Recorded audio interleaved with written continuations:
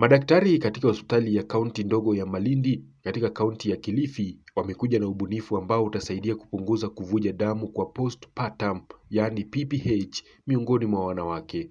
PPH ni hali inayosababisha kutokwa na damu nyingi kwa wanawake waliotoka kujifungua chini ya saa 24 na hutokea pale mwanamke anapopoteza zaidi ya mililita 500 za damu, na ndio chanzo kikuu cha vifo na magonjwa ya uzazi duniani.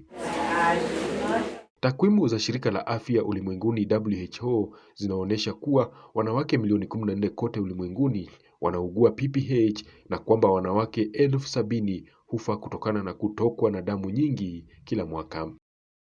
Nchini Kenya, PPH husababisha 34% ya vifo vya wajawazito kila mwaka, na kifaa kipya hicho kinatajwa kuwa kibadilisha mpango ambacho kitaokoa maisha ya wanawake.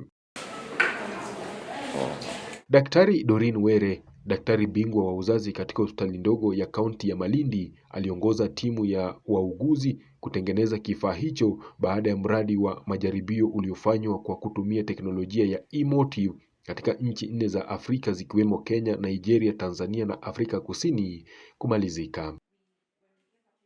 Mpango huo ulifanyika kwa mwaka mmoja na kumalizika baada ya wanawake 200,000 kushiriki katika utafiti huo ambao ulifadhiliwa na wakfu wa Melinda Gates kwa ushirikiano na WHO na kutekelezwa na chuo kikuu cha Birmingham nchini Uingereza.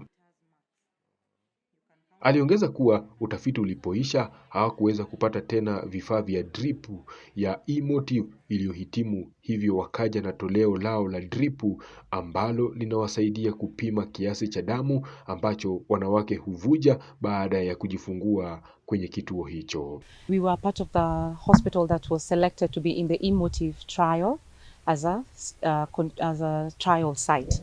So during the study, we had to use a drip to collect and estimate how much blood is lost when the mother has delivered. And we did that for a period of 1 year. And after the study ended, now we got the challenge of not having the graduated drip.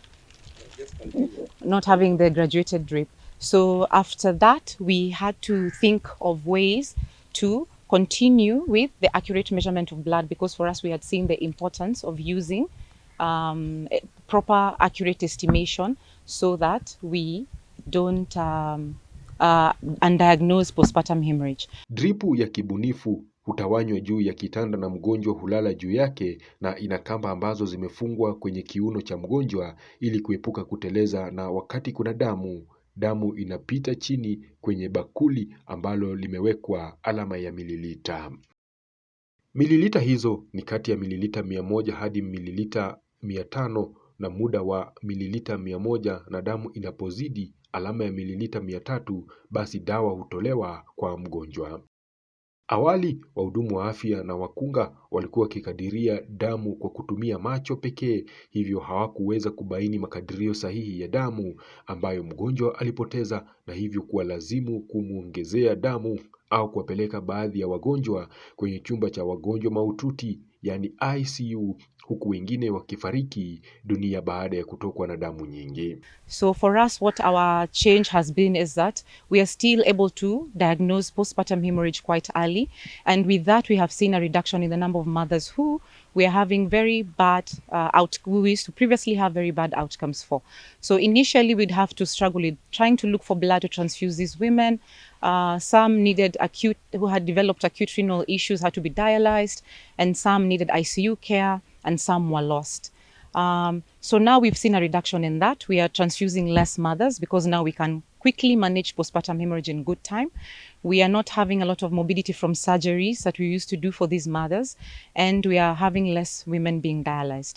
And we're also grateful for the fact that we have the quality drugs that we need to use to manage these patients in terms of oxytocin and tranexamic acid. Wakati wa utafiti wa majaribio, dripu iliyohitimu isiyoweza kutumika tena iliyotengenezwa kwa mifuko ya plastiki na mahafali mwishoni ilikuwa ikitolewa na wakfu wa Melinda Gates kwa gharama ya $2, lakini ya kibunifu inaweza kutumika tena. Hospitali ya kaunti ndogo ya Malindi ina kituo cha matibabu cha kiwango cha juu kinachohudumia kaunti 3 zikiwemo Kilifi, Tana River na Lamu, na inakadiriwa kuwa kati ya wanawake 80 na 100 hujifungua katika kituo hicho kila wiki. We have roughly 80 to 100 deliveries in a week. And about 6% of those will develop postpartum hemorrhage. So that's quite a big number, and we've been trying to reduce the severity of that by bringing the number down by accurately estimating the blood loss. So that's why it was really important for us to keep track of that, because before we would have up to 80 or 60% developing PPH, but we're trying to now curb that. Ili kukabiliana na hofu ya jamii kwa uvumbuzi huo, hospitali inajenga uelewa miongoni mwa wanajamii na kuhimiza wanawake wengi kujifungulia hospitalini. When our clients come to the labor ward, before you put the drip, you of course have to be respectful to the mother on their needs and be dignified around maternity care.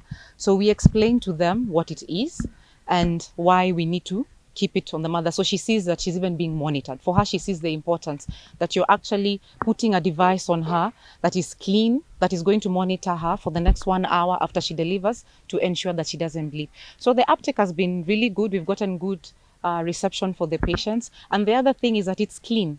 There's no blood going everywhere. So the mother feels like she's clean. The blood is not soaking around her. It's going into the receiver. So they felt that at least that experience for them in the maternity has been quite respectful. Daktari David Mang'ong'o ambaye ni daktari mfawidhi wa hospitali ndogo ya kaunti ya Malindi alisema kuwa teknolojia ya dripu imewanufaisha zaidi ya wanawake 6,000 waliojifungua katika kituo hicho, na kuhimiza Wizara ya Afya kufanya utafiti huo kuwa kweli kwa kutekeleza mapendekezo yake. Hospitali ya Malindi Hospital, kina mama takriban 6,000 wamepata kupitia hii initiative, na wale wamama wamefaidika kwa sababu outcome imekuwa ni nzuri, matokeo yamekuwa ni mazuri.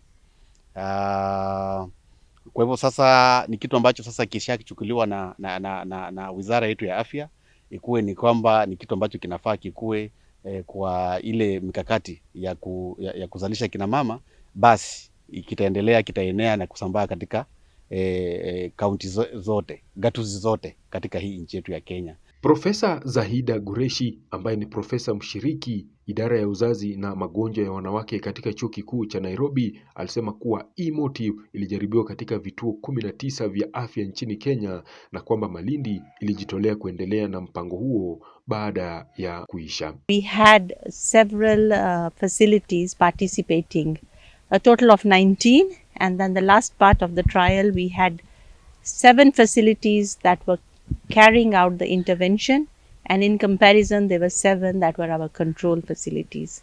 The impact of the early detection and then giving the treatment to those women who were recognized to have postpartum hemorrhage eventually led to a reduction of postpartum hemorrhage, severe postpartum hemorrhage, and maternal mortality and surgery due to postpartum hemorrhage by a phenomenal 60%.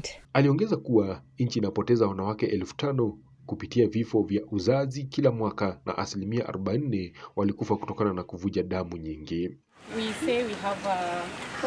Aliwataka watunga sera serikalini kuharakisha mchakato wa kufanya utafiti wa e-motive kutekelezwa ili vifaa vyote nchini viweze kufanya mazoezi ya haraka. Postpartum hemorrhage is a big issue. In Kenya, we have about 5,000 maternal deaths that happen every year.